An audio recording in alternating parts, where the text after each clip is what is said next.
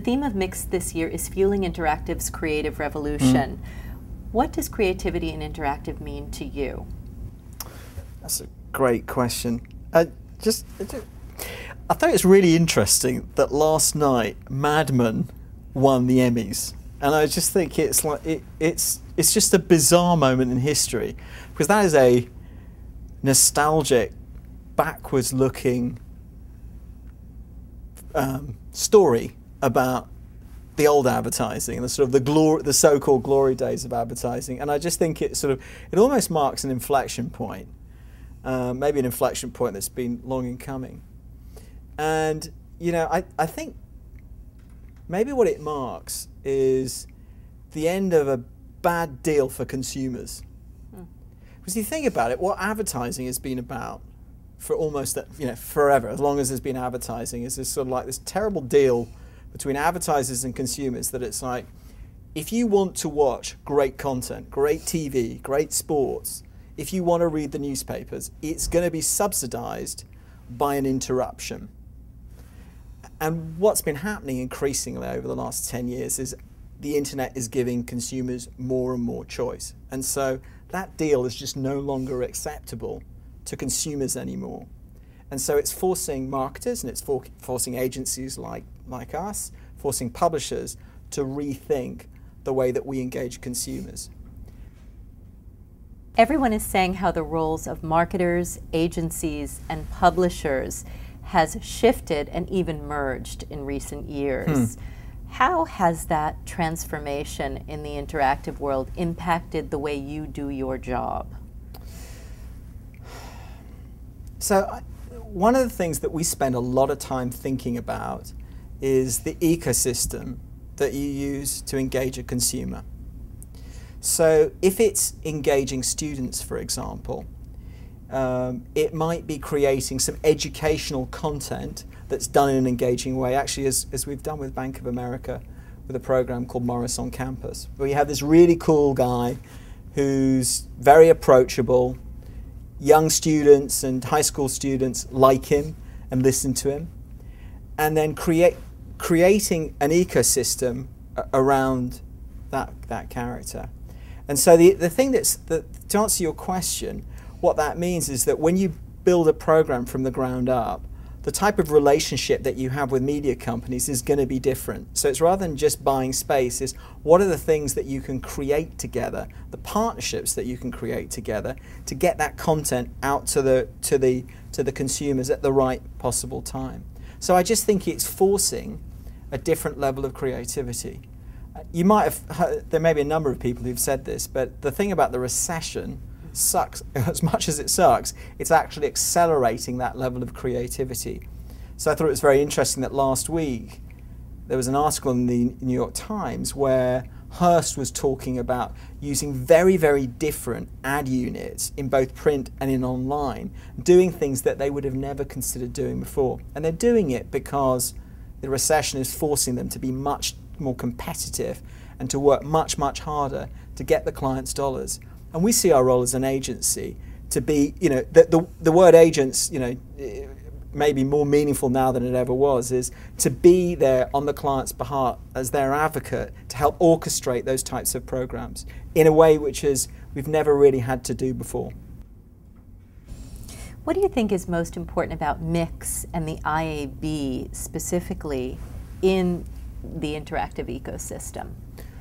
So I think that the IAB has, since the get-go, and I've been involved in the interactive industry now since 1995, and I think IAB came around about the same sort of time, has always been the standard bearer for the interactive advertising industry.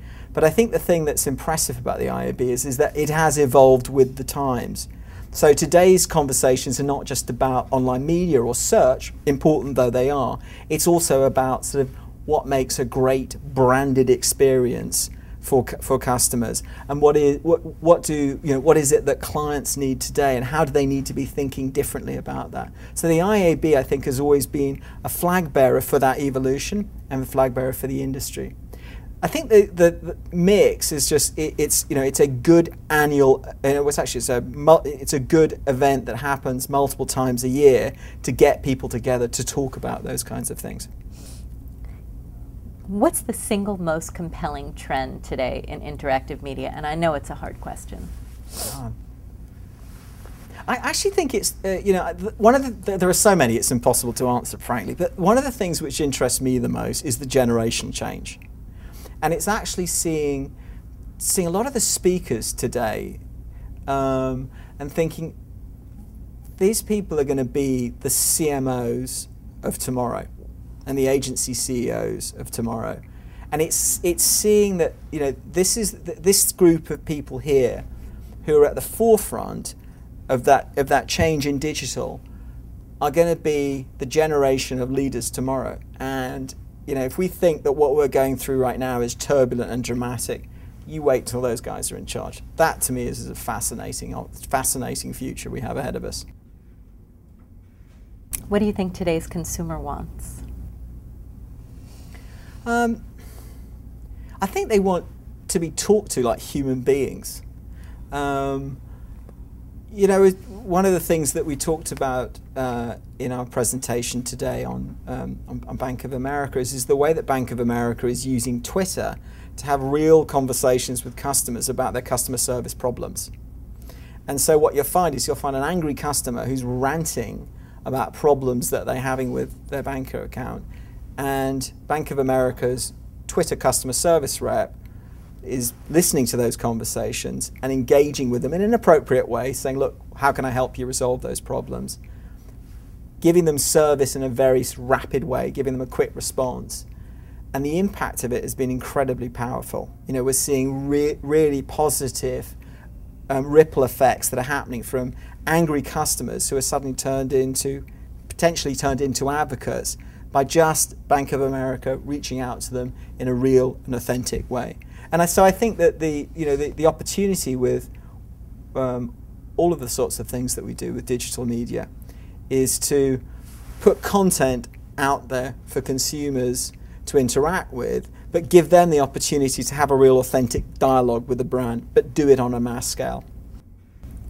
With so much distracting and so many new media outlets vying for your attention, how do you prioritize and focus both professionally and personally? Not well. No, that's not true. I think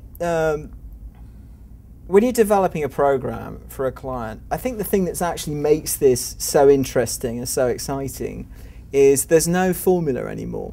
So the traditional formula of advertising is develop a really well thought out strategic idea, and then use a fair, I'd say standard's the wrong word, but there are sort of variations on a theme in terms of the way that you actually take that idea into the consumer's living room, or interrupt them when they're on the train going into work reading their newspapers.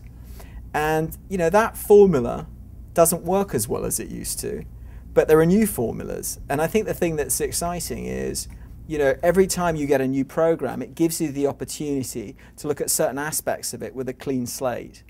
And so I think you cannot, as a marketer, know everything about everything the way that you used to know. If you go 20 years ago, generally people knew most of what there was to know about television and print and radio.